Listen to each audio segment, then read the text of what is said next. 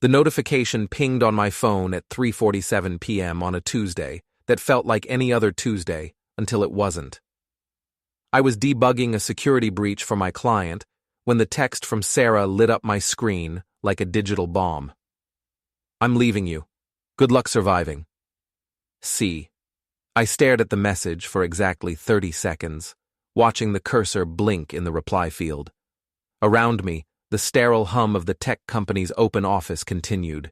Keyboards clicking, coffee machines gurgling, the distant murmur of a conference call about quarterly projections. Normal sounds for a normal day that had just become anything but normal. My fingers moved across the keyboard with surprising steadiness. "You too." Send. Then I opened our joint banking app. The account showed a balance of $847.23. Yesterday it had been $78,847.23. 78 grand vanished into digital thin air along with my wife of 6 years. But here's the thing about being a cybersecurity analyst. You learn to think 3 moves ahead. You learn to anticipate betrayal before it happens. And you definitely learn to read the signs when someone's planning to screw you over. Sarah had been sloppy. Late-night phone calls she claimed were work emergencies, new clothes that cost more than her lifestyle blog brought in, credit card statements hidden in her car. The real kicker? She'd started asking about our joint account 2 months ago, sudden interest in financial planning. I'd smelled the setup coming like smoke before fire. So I'd made some preparations. The business line of credit application had been surprisingly easy to process. Sarah Martinez Chen had excellent credit after all. A successful influencer with growing income potential. The bank was happy to extend an $80,000 credit line to her new LLC, Authentic Living Solutions, especially with her joint account as collateral and her signature on the paperwork. Of course, she'd never seen that paperwork. Amazing what you can accomplish with a high-resolution scanner, some PDF editing software, and your wife's signature from a birthday card. My phone buzzed again.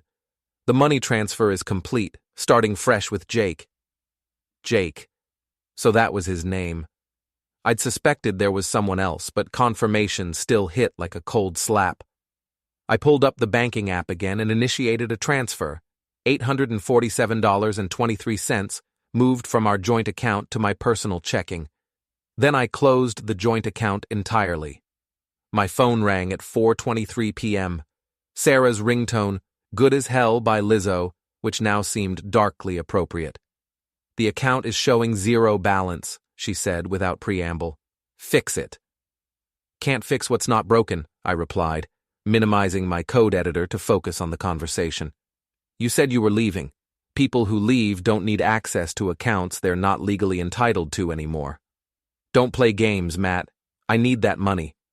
"What money? You said you took what you needed." I'm assuming that was everything, since the account was cleaned out. A pause.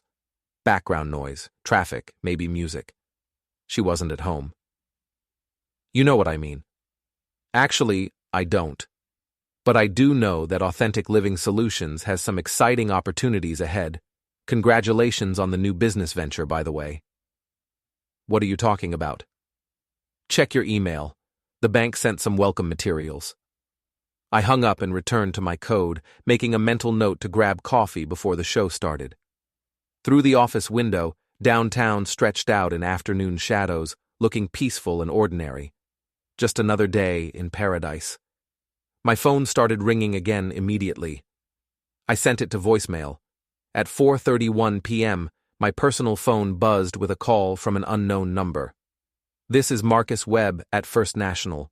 I'm trying to reach Sarah Martinez Chen regarding an urgent matter with her business account. This is her husband. She's unavailable right now. Sir, we need to discuss the line of credit immediately. The account shows unusual activity, and we need verification on some recent transactions." "What kind of unusual activity?" "I can't discuss details with a third party, but Mrs. Martinez Chen needs to contact us within 24 hours. Or the account will be flagged for review. The balance currently shows negative $80,047. That does sound unusual. I'll make sure she gets the message." "Thank you, sir.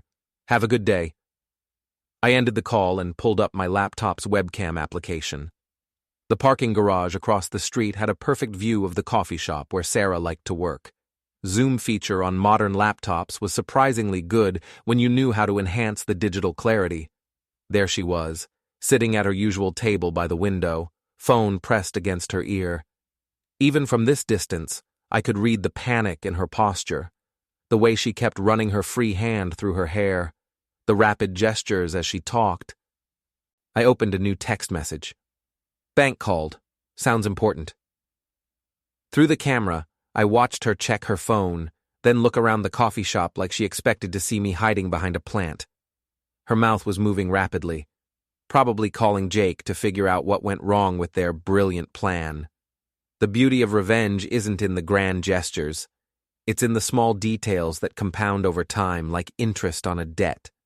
Sarah thought she was playing chess while I was playing checkers, but she'd forgotten that I made a living anticipating exactly this kind of betrayal. My desk phone rang. Internal call. Matt, this is Rodriguez from HR. Can you come down when you have a minute? Sure thing. 5 minutes, okay. Perfect. I saved my work and stood up, stretching muscles that had been tense since 3:47 p.m. Around me, co-workers continued their normal routines, completely unaware that one of their colleagues had just had his life implode and reconstructed in the span of 40 minutes. The elevator ride to the 3rd floor gave me time to think about what came next. Sarah had made her move, but she'd done it messily, emotionally. She'd left herself exposed in a dozen different ways. Jake, whoever he was, had probably promised her the world. Guys like that always did. But promises were just words until they were backed by action, and actions left digital footprints. HR could wait. I had work to do. The elevator dinged softly as the doors opened. The loft above Rodriguez's boxing gym smelled like sweat, leather, and possibility. 2 days after Sarah's great escape, I was signing a month-to-month lease with cash and trying not to think about how my life had become a cliché.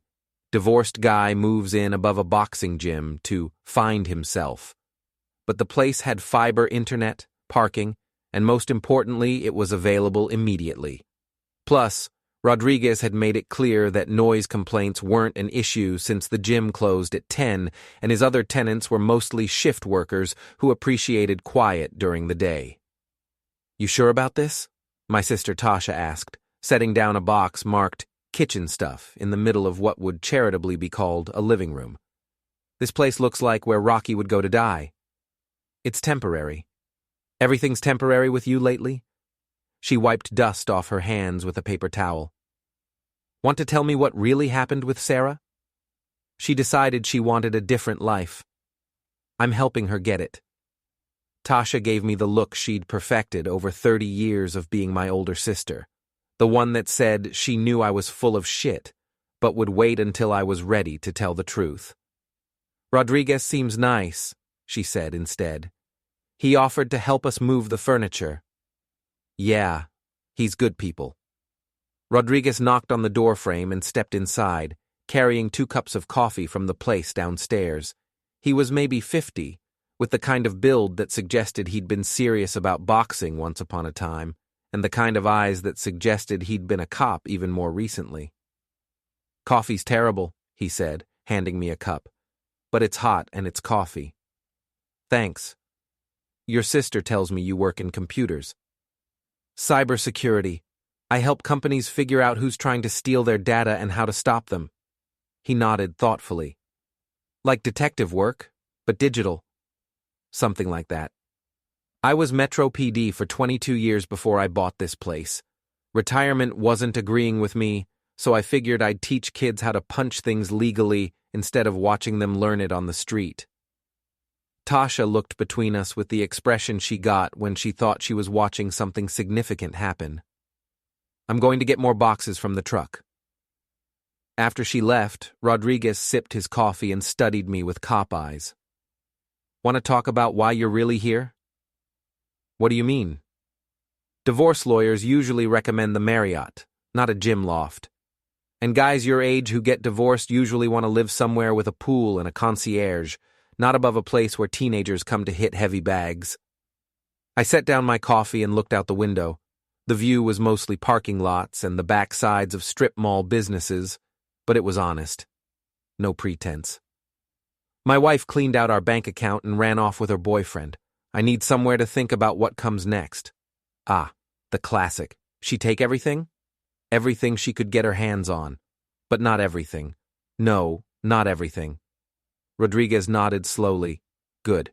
Guys who lose everything all at once, they make bad decisions. Guys who get to choose what they lose, they make better plans. He finished his coffee and headed for the door. Gym opens at 5 a.m. if you want to work off some anger. First week's free. After that, it's $40 a month. I'm not really a fighter. Neither were most of my best students when they started. Fighting's just problem-solving with your body instead of your brain. Sometimes you need both. After he left, I unpacked my laptop and set up a workspace on the kitchen counter. The Wi-Fi password was taped to the router. Left, jab 1234. Simple, but functional. I opened my laptop and started researching Jake. Sarah's Instagram had been scrubbed of any photos of us, but she'd been sloppy about her tagged photos. Her friend Monica had posted a group shot from last weekend. Sarah laughing at a restaurant table, her hand resting on the arm of a guy in an expensive suit. Jake Morrison, according to his LinkedIn profile, real estate agent with Morrison and Associates, 41 years old, divorced, 2 kids he saw on weekends. His Instagram was a catalog of success theater, expensive dinners, luxury cars, motivational quotes about winning and grinding. His real estate license was public record. So was his recent divorce decree. Child support payments of $2,800 a month. A mortgage on a condo downtown that was underwater by about 30 grand. Credit inquiries for a boat loan that had been denied 3 times in the past 6 months. Jake Morrison was living paycheck to paycheck with expensive taste and an image to maintain. Exactly the kind of guy who would see a successful influencer with access to a joint bank account as his ticket to the next level. But Sarah didn't know about the child support or the underwater mortgage. She just saw the suit and the car and the Instagram posts about closing deals. I opened a new browser tab and started working. Jake's real estate listings were hosted on his company website, complete with his personal cell phone number and email address. The contact forms fed directly to his inbox without any filtering or verification. It took about 20 minutes to write a script that would resubmit his listings to Craigslist under the Adult Services section, with some creative modifications to the descriptions. Instead of spacious master bedroom with walk-in closet, potential clients would read about private entertainment space with discreet access. The script would run every hour, automatically reposting his listings, until someone noticed and shut it down. I scheduled the first batch for 3 a.m. and closed my laptop. Downstairs, the gym was still active despite the late hour. Rodriguez was working with a teenage kid on footwork, calling out encouragement and corrections. The heavy bags hung like leather monuments to controlled violence. "Changed your mind?" Rodriguez asked when he saw me. "Just looking around. Gloves are over there if you want to try. Kid's heading home soon anyway." The gloves were old and soft, broken in by hundreds of hands. I wrapped my knuckles with tape the way Rodriguez showed me and approached the heavy bag like it owed me money. The first punch landed awkwardly, jarring my shoulder. The second one felt better. By the 10th one, I was starting to understand what Rodriguez meant about problem-solving with your body. "Don't think so much," he called out. "The bag isn't going to think its way out of getting hit." I stopped thinking and just hit the bag. Left, right, each impact sending vibrations up my arms and into my chest, each punch a little harder than the last. When I finally stopped, my shoulders were burning and my knuckles were sore despite the gloves. But for the first time in 2 days, my head felt clear. "Better," Rodriguez said. "Same time tomorrow?" "Yeah, same time tomorrow." Back upstairs, I checked my phone. 3 missed calls from Sarah, 2 voicemails I didn't bother listening to, and a text message. "We need to talk. This is getting ridiculous." I typed back, "Talk to your banker. I'm busy." Then I turned off the phone and went to sleep. Tomorrow, Jake Morrison was going to have a very interesting day. The first angry call came in at 6:47 a.m. "Morrison and Associates, this is Jake." "Yeah, I'm calling about your listing on Craigslist, the one for the downtown condo. Says you offer full-service real estate experiences?" There was a pause. "I'm sorry. What listing?" "Craigslist. Adult services. You're advertising a luxury love nest with discreet parking for $300 an hour." The line went dead. I was sitting in my car across from Morrison and Associates, sipping coffee and monitoring Jake's phone activity through a number spoofing app. It's amazing what you can accomplish with basic social engineering and publicly available information. My phone buzzed. Text from Sarah. "What did you do to Jake's business?" I replied. "Nothing. Why, what happened?" The second call came at 7:23 a.m. Jake's voice was tighter this time. "Morrison and Associates." "Hi, I'm interested in the discreet entertainment space you advertised. The 3-bedroom unit with the private entrance for satisfied clients. Is that still available? Listen, I don't know what... The ad says you specialize in intimate real estate experiences. I can pay cash." Click. By 9 a.m., Jake's office phone was ringing every few minutes. His assistant, a harried-sounding woman named Beth, was fielding calls about services that Morrison and Associates definitely didn't provide. I could hear the stress in her voice getting worse with each call. At 10:15, Jake himself called the police. "Metro PD, Detective Martinez. This is Jake Morrison from Morrison and Associates Real Estate. Someone's been posting fake advertisements using my business information and I need it to stop." "What kind of advertisements?" "The kind that are bringing me very inappropriate phone calls. Someone's listed my properties as adult entertainment venues." "Have you contacted Craigslist directly?" "I've been trying all morning. They said they'll look into it, but the posts keep appearing faster than they can remove them." "Sounds like harassment. You have any idea who might want to cause you problems?" There was a long pause. "I might have an idea. We'll need you to come in and file a formal complaint. Can you make it down here this afternoon?" Yeah, I'll be there." I finished my coffee and drove home, taking the long route to make sure I wasn't being followed. Paranoia was probably overkill, but caution was a habit that had served me well in my line of work. My phone rang as I pulled into the gym parking lot. "This is Detective Martinez with Metro PD. I'm calling about Jake Morrison's harassment complaint. Mr. Morrison says you might have information about fake advertisements being posted online." "Jake Morrison? I don't think I know anyone by that name." "He's a real estate agent downtown. Claims someone's been posting fake ads using his business information. He mentioned you might be involved." "I'm not sure why he'd think that. I work in cybersecurity, not real estate harassment." "Mr. Morrison mentioned you were married to someone he knows. Sarah Martinez Chen?" "Sarah's my ex-wife as of this week, but I don't see how that connects to real estate ads." "He says you might be upset about their relationship." "Detective, I found out about their relationship when my wife cleaned out our bank account and moved in with him. If I was going to harass everyone who's sleeping with my ex-wife, I'd need a bigger calendar." There was a chuckle on the other end. "Fair enough, but if you have any information about these ads, it would help us resolve this quickly. I'll keep an ear out. Is there anything else?" "That's it for now. Thanks for your time." I hung up and climbed the stairs to my loft, thinking about Detective Martinez's tone. He'd sounded more amused than concerned, which suggested Jake had come across as exactly what he was, a panicking player who'd gotten in over his head.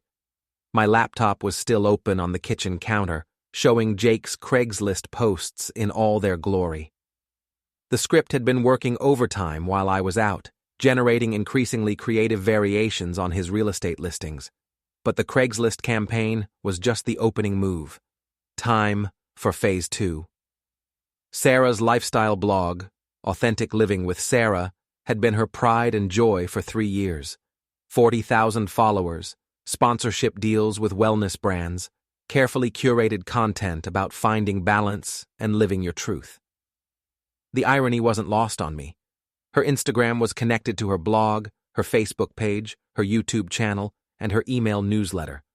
All of it running through the same content management system, protected by passwords she'd never bothered to change since we'd set it up together 2 years ago. Her security question was still our first dog's name, Muffin. Poor security habits were about to become very expensive. I logged into her blog's admin panel and started reviewing her scheduled content.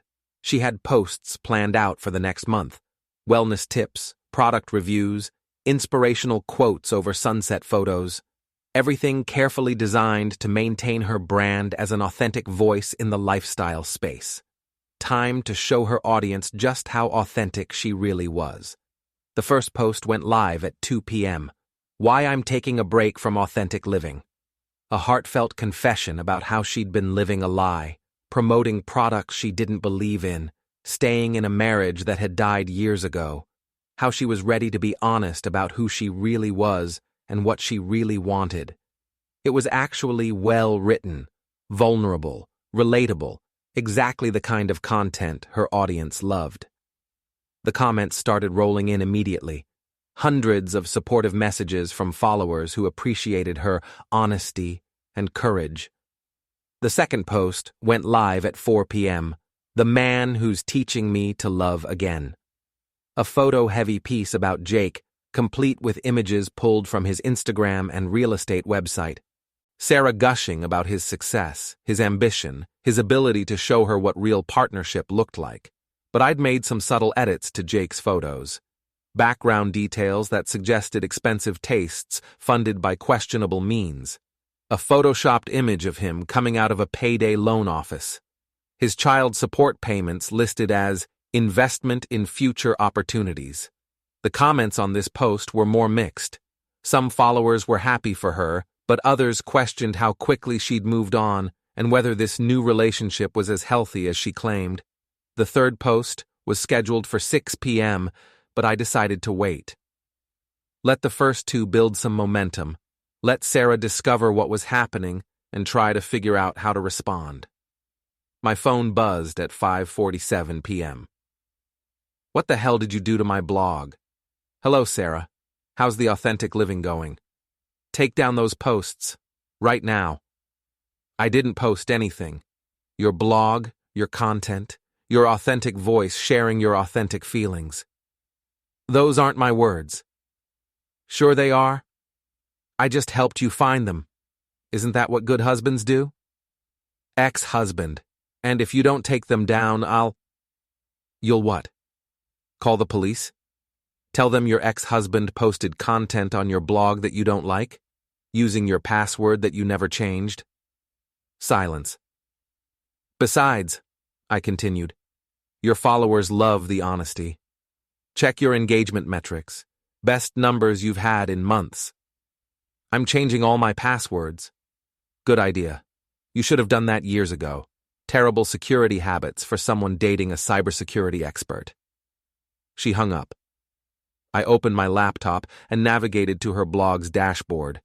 Sure enough, she was logged in, frantically changing passwords and trying to figure out how to delete the posts. But she'd made a rookie mistake. She was changing the passwords one at a time, and I still had administrative access to the content management system. Every time she changed a password, I changed it back. Every time she deleted a post, I restored it from backup. She was playing whack-a-mole with her own content while I sat back and watched the chaos unfold. The third post went live at 8 p.m. My ex-husband the stalker. A dramatic piece about how I couldn't accept our divorce and was now sabotaging her new relationship and her business.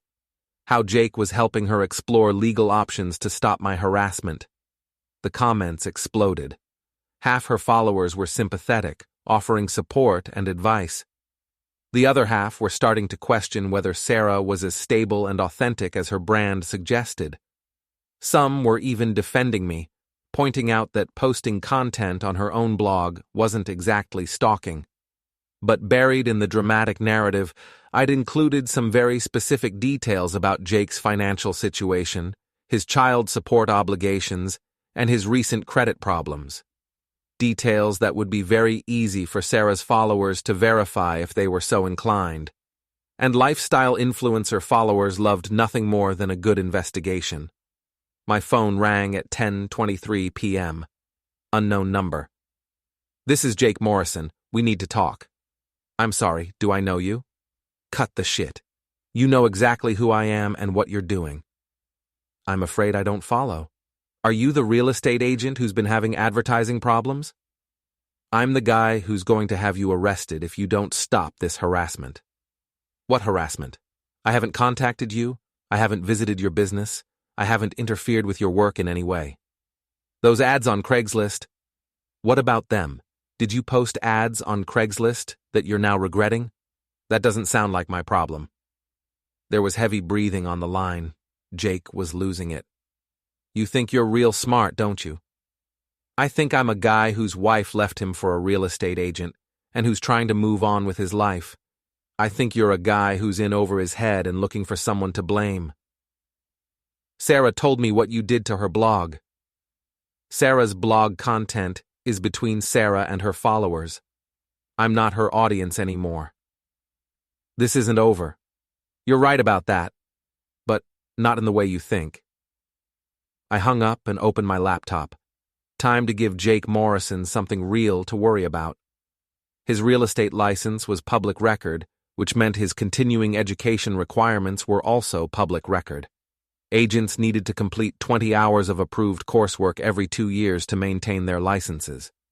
Jake's last education update had been 18 months ago. His license was coming up for renewal in 6 weeks, and he was still 12 hours short of his requirements. But that wasn't the interesting part. The interesting part was that his license renewal fee was $847, and based on his recent credit reports, Jake Morrison didn't have $847 in liquid assets. I opened a new email and started typing. Subject: License Renewal Reminder. Urgent, dear Mr. Morrison, our records indicate your real estate license expires on March 15th. As of today, you have not completed the required continuing education hours or submitted your renewal fee. Please note that agents who allow their licenses to lapse must retake the complete licensing examination and restart the application process. Renewal fee: $847, outstanding education hours. 12. Please contact our office immediately to avoid interruption of your professional status. Sincerely, State Real Estate Commission. I spoofed the email to come from the official commission address and scheduled it for delivery at 7 a.m. Jake would wake up to an urgent reminder that his livelihood was hanging by a thread he couldn't afford to cut. But the real beauty of the email wasn't the immediate panic it would cause. It was the paper trail it would create when Jake called the real commission office to verify his status. They'd pull his file, notice he really was behind on his education requirements, and send him a genuine reminder notice with genuine deadlines. Sometimes the best revenge was just helping reality catch up a little faster. My phone buzzed with a text from Tasha. "Haven't heard from you in 2 days. You okay?" I typed back, "Never better. Want to grab lunch tomorrow?" "Sure. Noon at Murphy's?"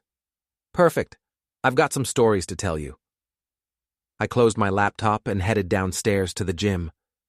Rodriguez was locking up, but he saw me coming down the stairs and unlocked the door. "Rough day?" he asked. "Getting better. Gloves are where you left them." I spent 40 minutes working the heavy bag, thinking about Jake's voice on the phone and Sarah's panic over her blog posts, and Detective Martinez's amused tone when Jake filed his complaint. Tomorrow was going to be very interesting. When I got back upstairs, my phone had 3 missed calls from Sarah and 1 voicemail I didn't bother checking. But there was also a new email in my personal account from an address I didn't recognize. Subject: Thank you, Matt. You don't know me, but I'm Beth Anderson, Jake Morrison's assistant. I wanted to thank you for whatever you did with those Craigslist ads. I've been working for Jake for 8 months, and he's been promising me a raise and benefits that never materialize. Today I found out he's been billing clients for services I provide and keeping the commission. When the ads started appearing, I figured someone was trying to tell the world what kind of person he really is. I quit this afternoon and took a job with Morrison & Associates' biggest competitor. They hired me on the spot and gave me the raise Jake promised 6 months ago. I don't know who you are or why you did what you did, but I wanted you to know that sometimes the right person gets caught in the crossfire in the best possible way. Thanks again, Beth P.S. You should know that Jake's been lying to Sarah about his finances. His car is leased, his condo is underwater, and his credit cards are maxed out. She has no idea what she got herself into. I read the email 3 times, then forwarded it to my personal archive folder. Beth Anderson was proof that sometimes collateral damage worked in everyone's favor. I turned off my phone and went to sleep, dreaming about heavy bags and the satisfying sound of problems solving themselves. Jake Morrison's downward spiral accelerated faster than I'd anticipated. Beth's replacement lasted exactly 4 days before she also quit, taking 2 of Jake's biggest clients with her. The Craigslist campaign had evolved beyond my original script. Someone else was now posting fake ads using his information, and they were getting more creative with the services they were advertising. Jake was fighting fires on 3 fronts. His business was hemorrhaging clients, his online reputation was in shambles, and the state licensing board had put his renewal on hold pending investigation into complaints about his advertising methods. But the real chaos started when Sarah's lifestyle influencer friends began digging into Jake's background. Monica Reeves, Sarah's closest friend in the influencer circle, had posted a seemingly innocent Instagram story. Ladies, always do your homework on new boyfriends. Dox authenticity, girl power. The comments were brutal. Did some research on Sarah's new man. His ex-wife has full custody, and he owes $30,000 in back child support. Someone needs to tell Sarah that her successful real estate mogul lives in a rental condo and drives a leased BMW. Check the court records. This guy defaulted on 3 business loans last year. Sarah's response was to double down. She posted a defensive video on her Instagram story about haters and jealous friends who couldn't be happy for her success. She talked about how Jake was teaching her about real ambition and thinking bigger. The video had exactly the opposite effect she intended. Instead of silencing the criticism, it amplified it. Her followers started sharing screenshots and doing their own research into Jake's background. The lifestyle influencer community could smell blood in the water, and they were circling. I was monitoring all of this from my laptop at Murphy's Diner, where Tasha and I were supposed to be having lunch, but she'd been watching me scroll through social media posts for 20 minutes without touching my sandwich. "Okay," she said, stealing a French fry from my plate. "Talk." "About what?" "About whatever's got you glued to that screen with a smile that's equal parts satisfied and terrifying." I closed the laptop and focused on my sister. Sarah's new boyfriend is having a rough week. Define rough week. Let's just say that dating a lifestyle influencer comes with unexpected challenges when you've been lying about your finances. Tasha raised an eyebrow. "And you know this how?" "Social media is a wonderful thing. Sarah's friends are very thorough researchers." "Matt," she leaned forward, her voice dropping. "What did you do?" "I helped the truth find its way to the surface a little faster than it might have naturally." "That's not an answer." I looked around the diner. Lunch crowd was starting to thin out, but there were still enough conversations happening to provide cover for what I was about to tell my sister. Sarah cleaned out our joint account and ran off with a real estate agent named Jake Morrison. But before she could do that, I'd already converted the account to a business line of credit in her name. So when she took the money, she also took on $80,000 in debt. Tasha's eyes widened. "Holy shit, Matt." Then Jake started getting inappropriate phone calls about adult services his business allegedly provides. courtesy of some creative Craigslist postings. Sarah's blog began publishing very honest content about her new relationship and Jake's financial situation. And Sarah's influencer friends started asking uncomfortable questions about her new boyfriend's background. How much of this can they trace back to you? None of it. Every action they can verify came from either Sarah's own accounts, publicly available information, or Jake's business listings. I just helped connect the dots. Tasha sat back in her booth, studying me with the expression she'd worn when we were kids, and she was trying to figure out if I was telling the truth about who broke Mom's favorite vase. This is revenge. This is consequences. Sarah thought she could steal from me and disappear without any blowback. Jake thought he could seduce a married woman and inherit her bank account without anyone checking his background. They both made assumptions about how the world works. And you're teaching them different? I'm helping them learn faster. My phone buzzed with a call from an unknown number. I glanced at the screen, then showed it to Tasha. Speak of the devil. I answered on the fourth ring. Hello? This is Jake Morrison. We need to meet. I told you yesterday I don't think we know each other. Cut the bullshit. Sarah told me everything. How you've been stalking her blog, harassing my business, turning her friends against us. This ends now.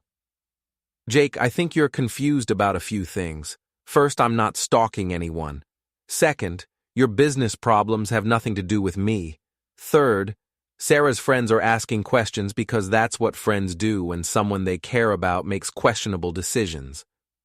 You think you're real clever, don't you? Hiding behind lawyers and technicalities. I think I'm a guy eating lunch with his sister, but you sound upset. Maybe you should talk to someone about that. I want to meet, face to face, tonight. I don't think that's a good idea, Jake.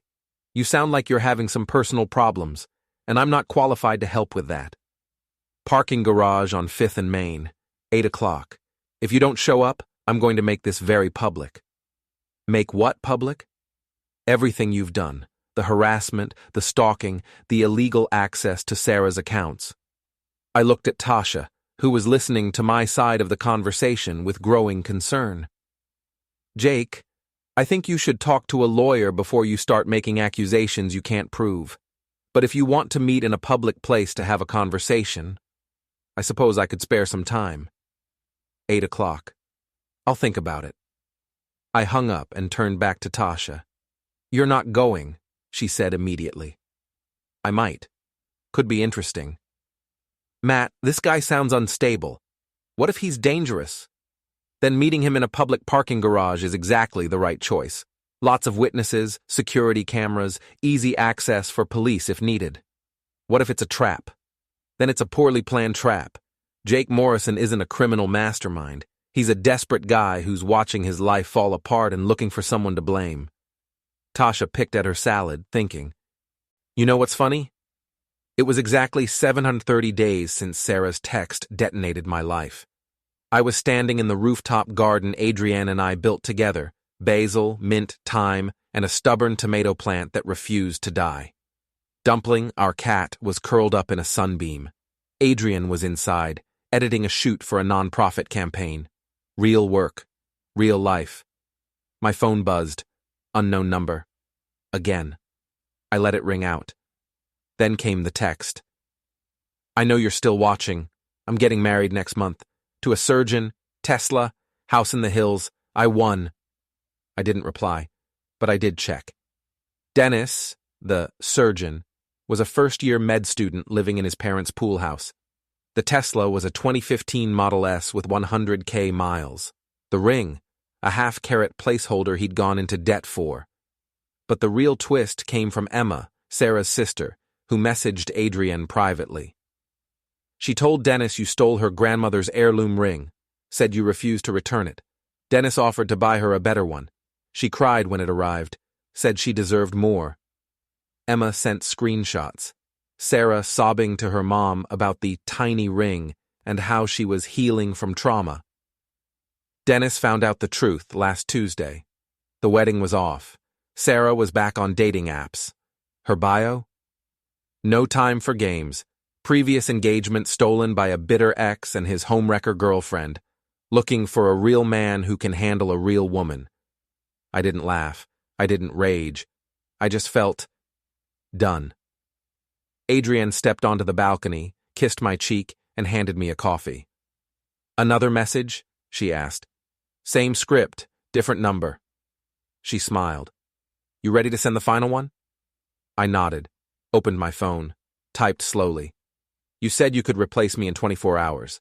It's been 730 days, still waiting." Send. Then I blocked the number. No epilogue, no forgiveness, no second chances. Just silence. And the sound of dumpling purring in the sun.